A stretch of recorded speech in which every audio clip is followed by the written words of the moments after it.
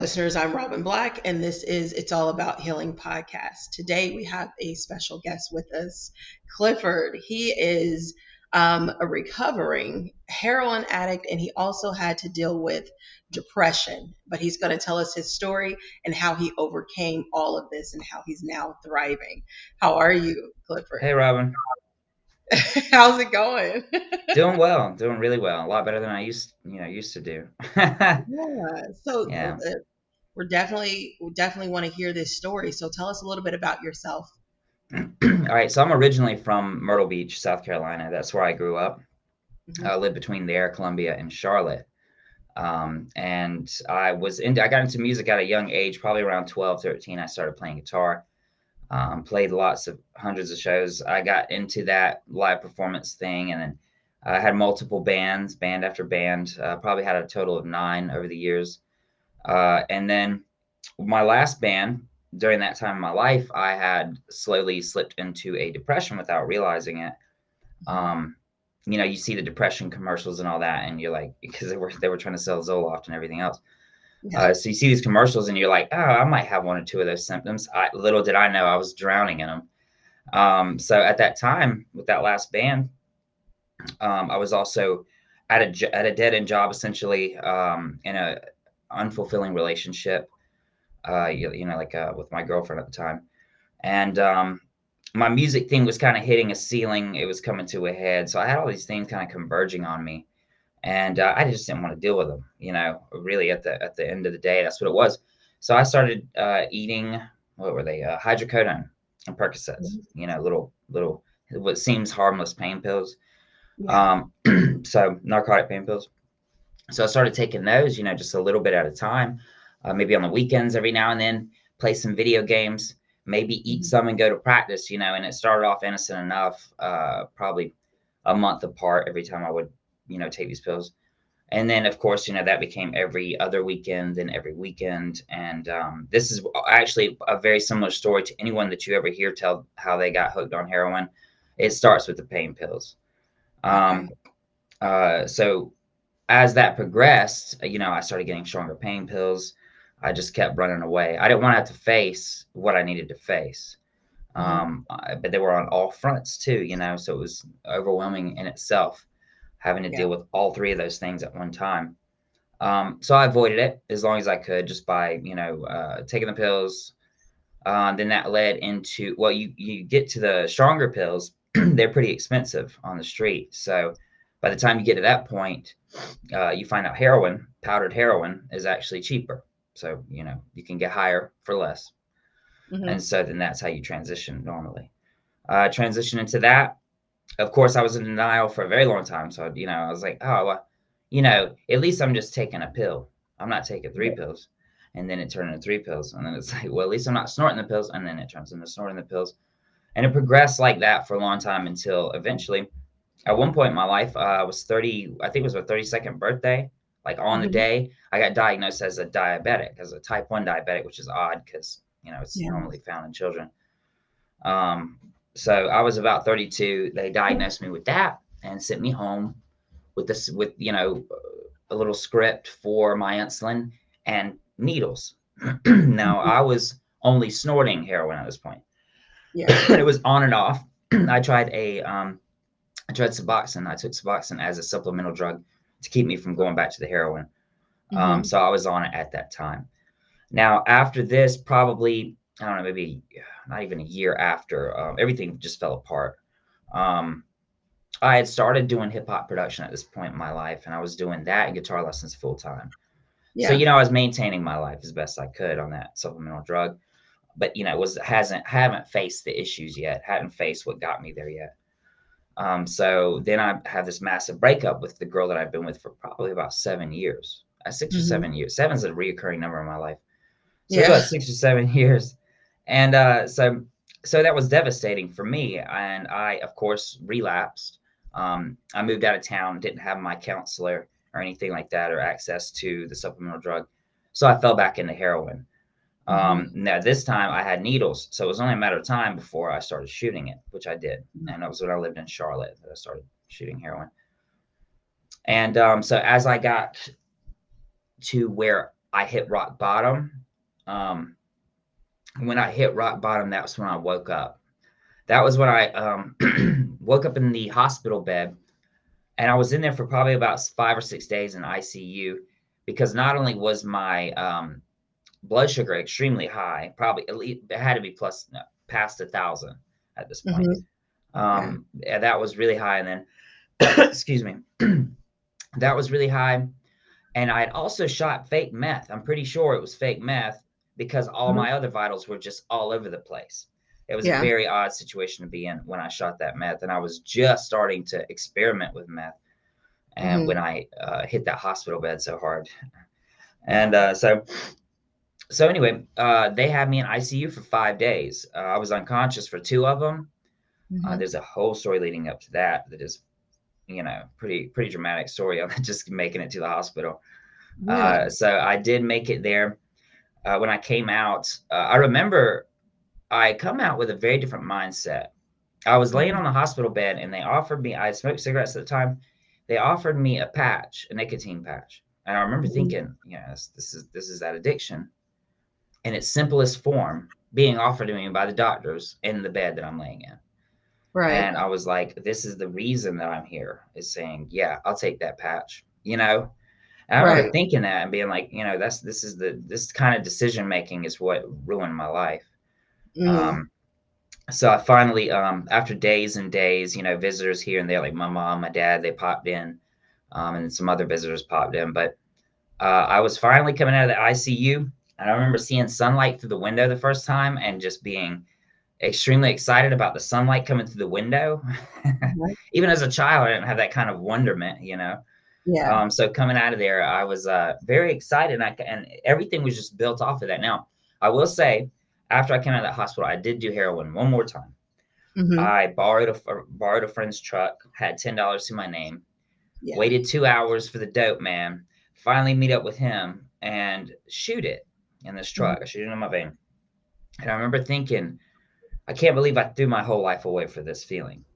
You know, Right. so the Yeah. mindset had already changed, but I had to shoot it Mhm. one more time. I was, an addict. So I went and shot it and realized that I don't love it anymore. And that it Yeah. had cost me everything. And Yeah. that is all a story in itself. But since then, I decided to rebuild my life, which meant that as a heroin addict, if you're trying to, stop heroin, quit heroin, you have to get out of whatever town you're in. And you got to Hmm. lean heavily on the ones that love you and that can help support you in that process. And remember who you are. Yeah. And Yeah. so what is that like trying to fight that addiction? Like what did you So, do to try to, keep from going back to it? okay, now this was an ongoing struggle. I wanted to quit so many times that I tried to quit so many times, whether it was using Suboxone to help or whether I was trying to do it cold turkey or even wean yourself off. I mean, that's a possibility too. But Yeah. as you know, you have heroin withdrawals. Those are very, very intense, very extreme. Those are the Hmm. things that keep me from going back, just remembering those feelings that I felt, and not just physically, but mentally. And the mental was the hardest part, because you feel this terrible, your brain's not releasing these endorphins anymore. So you feel terrible for that. But you're also thinking about all the things that you've been running from for years that you don't want to mess with. And then now you Right. have to. Yeah. So that was one of the hardest parts about the withdrawals and all that. And now there were, I could say at least say about 50 times that I tried to quit and just didn't have the support system, the mental capacity to Hmm. even get through a week. So, and I remember looking at people that were sober and wishing that I could be that. And Yeah. so that was, all the way leading up to this, where I told you about the hospital.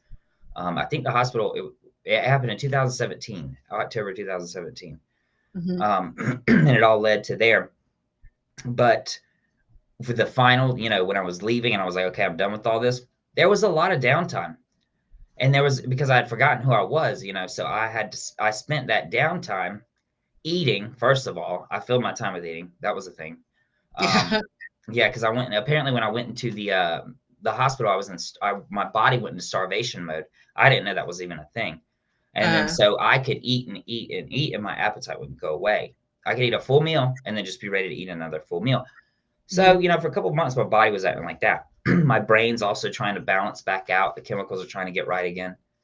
Yeah. So I had to leave because I'd still have cravings for heroin and I'd have nightmares. I say nightmares, but they were just dreams that I was getting heroin. And then Yeah. you wake up and you really want it. Yeah. But I was about 6 hours away from anybody that I could even kind of think might get it for me. I put Mhm. myself very, very far away from it. And I was living at my dad's, so it was nice to reconnect with him and remember myself by spending time with him too. And then music, of course, I just digested and ingested and studied a lot of music in that time. Picked the guitar back up and started writing songs, mostly about my past experience, different experiences. I wrote a song called At the Edge. That song is about when I was in that truck and shot heroin for Mhm. the last time and like the thoughts and emotions that were going through my mind. Yeah. So it's been good for that. It's that there's a lot of things that I have to write from that, but I'm also processing all that through writing it too. Yeah. But I think what helped me the most with the recovery was the support system of loved ones, real loved Mhm. ones, family that have always really been there. Or maybe others that have already recovered. Very, I'm not talking about, I think I might be recovered kind of recovery. Mhm. You know what I mean? I was like, I didn't want to be in and out of groups all the time. It just was one of the things that didn't work for me. And it works for some people. So if that's your support, then that's what you need. Problem is, if I would have hung around those circles, I would have found heroin again easily, Yeah. very easily. One of us would have relapsed, and that would have been that. So I got very far away and rebuilt my life with that intention, one day at a time, to rebuild my life. And can you share with us what that experience is like when you're going through heroin withdrawal? Yeah, so you can read about it, of course. Mhm. I'm gonna describe it a little better. Mhm. Heroin withdrawal lasts over normally about 5 to 7 days span. The Mhm. intense noticeable parts. I'm sorry. The intense noticeable parts last that long. And it starts with a little skin crawl. You get a little skin crawl, like chicken skin. I don't know if you've ever heard of that term, but No. it's like anything. Your skin is extremely, extremely sensitive to anything, and nothing feels good. You know, Okay. so if you were to kind of just do like this across someone's arm that's experiencing that, it would just nails on a chalkboard. It's past nails on a chalkboard. So Oh that's wow. one of the symptoms. The next thing is the chicken skin and the withdrawals. They come in waves, so they'll hit Mhm. you, and then at maybe 45 minutes you won't even really feel it as much. And then it'll come back, and that window closes from 45 minutes down to 30 down to 20. It Yeah. takes all day for that to happen. So you're going, oh man, I can tell that I'm just coming into these withdrawals. How am I ever going to make it through? Because every moment is an eternity. So Right. you don't think you're it just doesn't feel like you're ever going to make it through it. So you got the chicken skin. Some people get nausea, upset stomach. Mhm. All these withdrawals really intensify fully in the middle of the withdrawal, week, 5 days, whatever. Mhm. And then let's see what else you got. You got the mental thing. The Right. mental thing is, your brain not releasing the chemicals that are released from day to day. You wake up in the morning and you yawn and you stretch. Your brain's releasing these chemicals. You feel really good normally, Mhm. assuming you're not depressed. If you wake up and you don't feel good, you should look into see if you're depressed really, because Right. I never wanted to wake up during those days. Mhm. So waking up, I hated it. I wanted to sleep forever. Yeah. So yeah, I woke up. So when you stretch and you feel great, and or you laugh with a friend or something, that's Mhm. releasing these chemicals. Well, what heroin does is it releases extra of those chemicals to the point to where when you stop taking it, you become depleted. Your brain stops releasing them because you've been forcing it to release them, and it Right. has to rebalance. So the physical things are absolutely terrible. They call it like the super flu. I've looked it up Mhm. before. In anticipation of the withdrawals, because I couldn't get up with my dope, man. I'm like, I know I'm gonna be sick. Yeah. So let me kind of mentally prepare for this, which it doesn't work that way. But I would look up the things, and they call it the super flu. Mhm. Because if you've had the flu, it's like that times 10. It's like a full blown flu times 10. You want to die, but you can't. And Right. Yeah, and so it's very, very intense. You can look up a lot of the symptoms, but the way I'm associated, the way I've associated with those symptoms Mhm. is it's very it's a trauma on its own, Yeah. going back and remembering that. And so that's another thing that kept me from. I was tempted one time up here in Asheville with a guy that I worked with in a restaurant who had it on him. Mhm. He had China White. China White is a off-white powdered heroin. Yeah. And he had it right there. And I considered it for a second and then immediately remembered the withdrawals and was like, nah, you keep that. And then Yeah. that was it. Yeah, ever since then, I haven't been tempted or anything like that. That was probably about 9 months after being up here. But yeah, the withdrawals are absolutely miserable. And Mhm. it's your body and your brain telling you, you shouldn't be doing this. you know? Absolutely. Yeah. Yeah. And so the whole thing was you started with these drugs due to your depression. hmm Yeah, I was And depressed. yeah, and what started your depression? Was it the breakup or was it before that? It was before that. I was, I think I really truly think because ever since I got out of the hospital bed, I haven't had any of this depression. But I feel Mhm. like it was almost there almost all my life. Oh, really? Because you're as a child, I was bright-eyed, bushy-tailed. Mhm. The world was my oyster kind of thing. But as I got into teenage years, I had dropped out of school. I was working in restaurants, and I wanted to do the band thing. I wanted to be the famous musician, like All every right. kid that's in a band. Um, I wasn't going about it the right way. I wasn't making plans. I wasn't pursuing a career by any Mhm. means. So that kind of became stale as I got older. And then going into my relationship, of course, you got the honeymoon phase of every relationship. It was great at Mhm. first, but we really just didn't have that much in common at the end of the day. And then not even just like in our hobbies, but in the way that we thought. We were just essentially growing apart, slowly but surely. And between that, the career thing was really leaning on me. And my last band at the time, my band members were slowly becoming addicted to heroin too. Mhm. One of them's no longer with us. And then the other two I haven't heard from one of them, but I've heard from the other one on my birthday. And Mhm. she's still in it. She's still on the drugs and trying to maintain her life, but that's just going to fall off the rails at some point. But these were all my band members that were slipping away. And I was the Mhm. last one really. Yeah. And I went and tried to get a job. This is a memory that I forgot about for years, and until maybe like a couple years ago.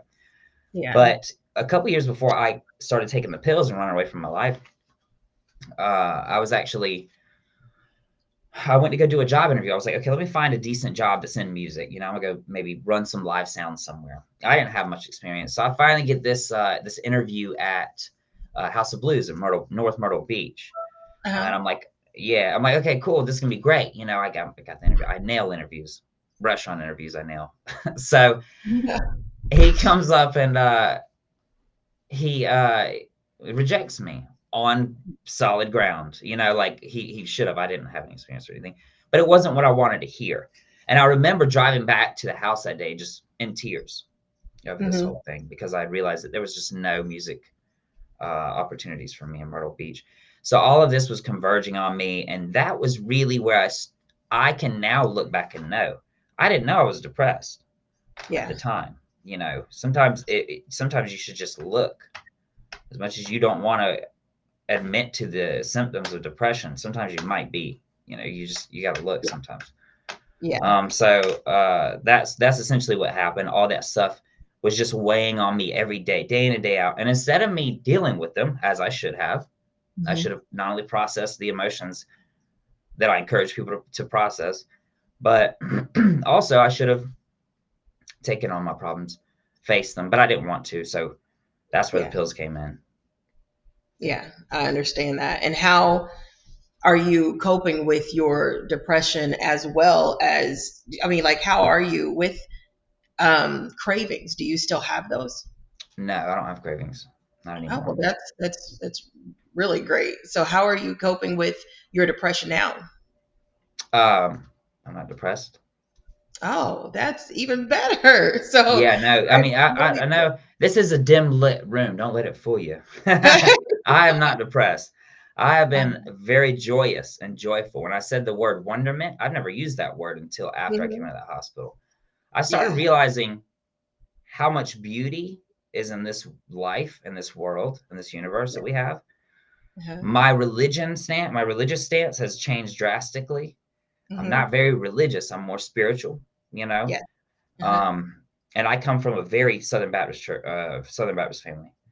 Uh-huh. So I had to kind of rethink. I had to kind of find my own way in the spiritual side of things. But like I said, when I came out of that hospital room, the sun coming through the window was exciting to me. So you can imagine everything else from then on was exciting to me. It's almost like I realized my love for life in that Yeah. hospital bed. I don't know what did it. I didn't have some profound meeting with God or anything, it wasn't Hmm. anything like that. I was unconscious for a couple of days. But Hmm. I think that I just realized what I needed to do in that moment and just ran with it. But Yeah. the depression was brought on to me by the problems in my life that I was not dealing with, that I Okay. was not facing. And now Yeah. I like to live to the point to where I am who I am. I have Yeah. to be strong myself first before I have to love me before I can love anyone else. Absolutely. And so that's why I'm very centered and at peace. Now I'm more career oriented, focused. Hmm. And the most stress I ever deal with is I don't really deal with much stress anymore. I guess I might stress myself out sometimes thinking about what to focus more on in my music career. But that's Hmm. really as bad as it gets. Now, of Yeah. course, it is good to check yourself sometimes, to make sure you're not like slipping back into something you don't realize. But no, I haven't been depressed for 6 years. Wow. That's a definite blessing. So tell us a little bit about your music career. Okay, so I've always loved composing at the end of the day. That's Hmm. why I started playing guitar. I was like, oh, you can write your own music on here. So I took that and kind of ran with it. I started writing original songs when I was about 12 years old, just the music part. My sister was actually a lyricist and a singer. So we wrote quite a bit of songs together. And then as I got older, I got into music production. That's when I started doing production out in hip hop production out in Charlotte, recording a lot of rappers. They would bring their music in, and then I would record their vocals, mix it, master it, and all that. I Hmm. did that for, like I said, 4 years in Charlotte. But when I came back over here and I was getting back into music, I was like, I had been listening to the same groups and artists for that I listened to when I was maybe 15, 16, 17. And I was like, I need to find some new music. As someone who creates it, you should be always be listening to new music. So that was really what helped pacify me in those times when I was trying to rebuild my life, remember who I was. Because when you're doing that, you have so much extra time on your hands, Yeah. you know? So I did that with that and then got back into producing. When we got the COVID stimulus money, Uh-huh. I went and bought all the studios. Like you see the pads and all that behind me. I have a studio here at the house, Yeah. and I went and bought all the studio stuff and started making music for different things. I wanted to. I've been studying the business a lot lately and finding out where the money is in the music business and how to get there. Hmm. But lately, what's been fun is the podcast stuff. It's essentially just sync music. Like I would talk to the client. They tell me what their podcast is about, what sound they're looking for. Because sometimes it's just a preference for them, what they want to have at the beginning and end of their podcast or during the commercials. Yeah. So we essentially come up with some type of a score for that, like a Hmm. bass piece of music, and then I tailor it to the intro, to the outro, and to the commercial, however they want. It's essentially like a 30-second piece of music that turns into about a minute and a half, just with three Right. different easily editable versions. And it's Hmm. been pretty good for me. I've done some work for I've done some work for a few different big names in their fields, uh, and mostly, like I said, mostly dramatic pieces. But my Hmm. art that has to do with my old addiction and heroin addiction, and all that is Hmm. under the name Clifford Howard, just my name. I've come up with so Right. many band names in the past. I'm just tired of doing it. I'm just Yeah. gonna put it under my name. So those songs stream everywhere. If you just Google Clifford Howard music, you'll find it. Okay. And a lot of those songs, like one of the songs has to do with At the Edge has to do with when I shot heroin in the truck for the last time. Hmm. Then I have another one that's Elizabeth Bathory.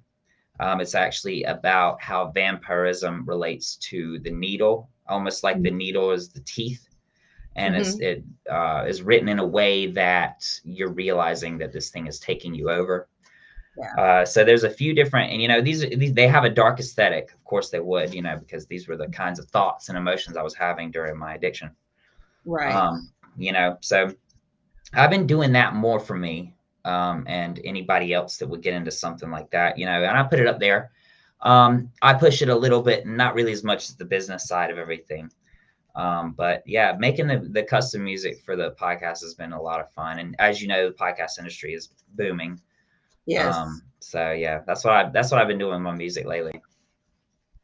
Oh, okay, I like that. And then before we started recording, you also said that you recently got engaged, right? Yeah, yeah, I got engaged September. I'm pretty sure it was September. Uh, That's not the you don't date I have to remember? remember. Why would you remember when you got engaged? I don't know. I don't know. I'm like I was thinking about it earlier too. I was like, I'm definitely gonna bring up the engagement, but I don't Uh, remember the date of when it happened. I took her up to the top. There's this place out here in Asheville called Max Patch, and it's up on mhm. like pretty much like a bald mountaintop. She got a 360 view of the mountains, Yeah. and she's a photographer, and she does most of her sessions up there. And I was like, I think, and that's her favorite place to be. So that's where I took her. I took her up there to do it. Oh, okay. That's really nice. Thank you so Yeah. much for sharing that. Um, your story is amazing, and I like that. So, how can our listeners get a hold of you? Not just through your music, but did you have like a website or anything as well? The only website that I have that's functioning right now is my cliffordhoward.com. Okay. And that's really for the art. I'm essentially going to have two websites, and the other one's elevatemusicpro.com. You can see that one. That one's up now. That's more for my podcast productions. You can listen to past music I've done for the different podcasters on elevatemusicpro.com. Then you got cliffordhoward.com, and I have these socials as well. I have socials for each of those, the Clifford Howard and the Elevate Music Production. I have socials for each. So you could get up with me on Facebook, Instagram, any of those, TikTok. I've got all of them, really. But Okay. yeah, if you Google Clifford Howard Music, you'll find a way to get up with me for sure. I also have an email. So it's elevatemusicproduction@gmail. So you can just email me there. Email is probably the best way anyway. It's nice and Mhm. organized. Okay. And then I'll also put that in the show notes. And as far as the podcast music, do you offer royalty free podcast music or is Yeah, it something? Okay. royalty free, work for hire, essentially. Okay. You know what I mean? Because I actually looked into it. I was like, are there royalties? I don't even know if there's royalties because I've noticed with podcasts they say downloads instead of streams, Hmm. right? Hmm. Yes. And I was like, and I looked into it, and I don't think there's anything set up in place really as far as royalties on the actual podcast. I'm not sure how that works. I'm still trying to learn that part of it.